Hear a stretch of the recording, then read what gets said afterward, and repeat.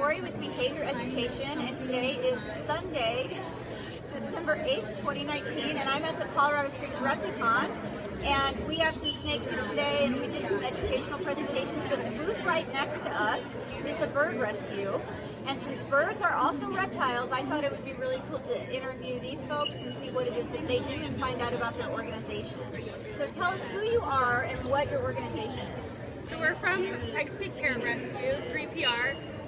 We are a little parrot rescue located in Colorado Springs, right off of Bijou and Union, and we have we rescue parrots, I guess. So how do the birds end up with you? So some birds are relinquished to us if they are in a home that is they're not taken care of very well. A lot of people don't realize that birds are a lifelong commitment. They live a very long time.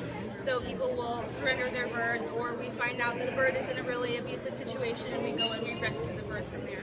Now, birds require a lot of time and care, and they also are very intelligent and require a lot of activity. So what happens if you don't provide that type of mental and physical stimulation for your bird? Here's an example.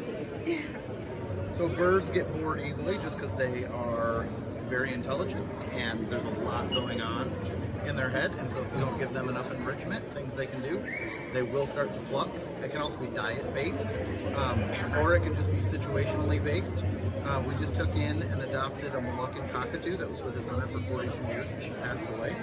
And so it's stressful for them to have 42 years of the same thing, and then one day everything changes. So he went to an awesome home. So there's a million reasons why they'll actually pluck, but that can be a common one. What are some other common behaviors that you see from birds who aren't being fulfilled and enriched, or who are stressed? I would say a huge one is aggression. Birds have particular likes and dislikes. Some birds prefer men over women and vice versa. But you see in birds that are not taken care of well, they come in and they're very aggressive. They're hard to take care of. They're loud. They're not like they have energy, and you can tell that they haven't been able to use their energy safely. So do you take in all kinds of birds, or are you restricted to certain species? I think we've taken in anything from a budgie to a macaw. Moluccan to macaws to So we have a pigeon. We had a pigeon for a while. So how many birds do you have at your facility right now? I think in our rescue we have 17, and I believe we have 9 that are in foster care right now. Is that full for you, or you just keep taking them until? It's full. So we're actually expanding right now. So we just got access to a new space that's tied to our current space. Okay. We're going to actually add a third to our space, but we could take in a lot more.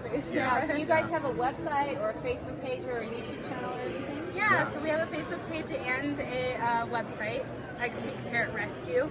And that's where you'll find all of our information. We have an LLC, Pikes Peak Bird Club, and that's where we sell our food and toys.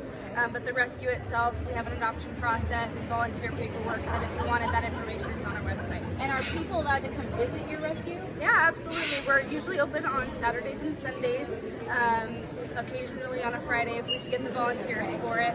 But yes, you can come visit us. We do appreciate donations when you come to visit. We try to ask for a couple bucks when you walk through the door so that we can kind of get some money to feed our birds and keep expanding with the amount of birds that we have coming in. Now, if someone's interested in adopting a bird, what is that process? So you have to go through a pretty extensive process. You have to fill out paperwork showing that you're interested in a bird. We ask that you come visit the bird at the rescue multiple times so we make sure that it's a good fit. Like I said, birds have their particular likes and dislikes. So if you come and visit a bird and the bird doesn't like you, we don't want you to take that bird home, because then at home the bird's going to be aggressive and you're going to end up giving them back. So we try to get a lot of interviews, a lot of spending time with the birds before you take the bird home.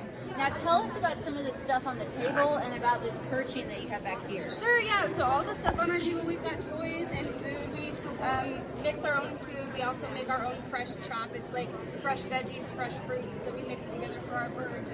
We have blankets and stuff that were donated from our members of our group and volunteers at the rescue. So everything here, actually, I believe our blankets are for auction on our Facebook page right now, so people are bidding on those blankets, and all proceeds from everything here today, the face painting, the pictures, everything is going to be donated directly to the birds. And then you built this perch. Yeah. Tell me about that. Yeah, so birds. Okay.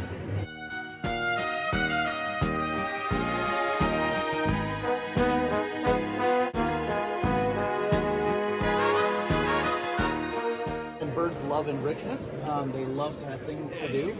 And so they'll crawl all over this. They'll chew it up. And it's safe for that, for them to chew on and play with. But we're constantly making new purchases for them and giving them things to do and places to play. Now, you build these and you sell these, right? Yeah. Because I want one for my snakes. That's the reason I'm asking. Awesome, yeah. Yeah, so I have a company called Bad Aspen Perch Tell the Company. camera. Yeah, it's Bad Aspen Perch Company. And that's just www.badaspen.com. Okay. So, and those are on there. And again, we put toys and swings, and this is our African gray down here. She's chewing on some stuff right now. It just helps them to not start any feather destructive behavior. So if they can have other things to chew on, keeps them very entertained. Yeah, Their beaks are busy. Do you guys do training with your birds? Yeah, so mostly just hands-on, spending time with them. Birds want to do what you do. A lot of people think of birds as dogs, and they're just not. Dogs love everybody. Dogs will want to lick everybody and love everybody. Birds love certain people, and just dislike certain people. So when we fostered Teddy, the green one up here, Teddy the first night he kissed my feet, told me he loved me. And so it was like, okay, you're in, buddy. Did you adopt him? So I adopted him. Okay. Yeah. So he's part of the family now, part of our flock. And Lupe was another one that came to us and loved everyone in our family when we went to the rescue. And so Lupe is also now part of our family. So yeah, so lots of fun. Well, thank you for taking the time to do this interview again. I'm Lori with Behavior Education, and you guys are? I am Katie from Pikes Peak Parrot Rescue. Yep, and I'm Cam from 3PR as well. All right. So everybody have a great day. Always remember to be kind and love your animals.